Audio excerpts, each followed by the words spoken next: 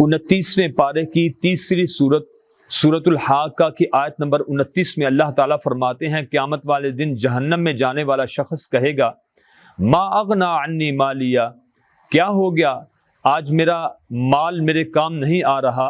हलक अन्नी सुल्तानिया, मेरी बादशाहत और मेरी वजारतें और मेरे ओहदे आज मेरे किसी काम नहीं आए। खुज़ूहु फगुल्लू, कहा जाएगा कि इसको पकड़ लो। सुम्मल जहीम सल्लू, फिर उसको तौक पहना दिए जाएंगे।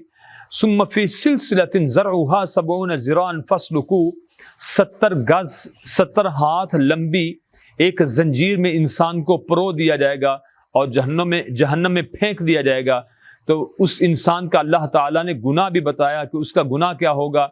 इन्नहू काना ला युमिनु बिल्लाहिल अज़ीम, वो अपने बहुत ही बुलंद ज़ात अल्लाह ताला की, उस अल्लाह की ज़ात पर ईमान नहीं रखता था।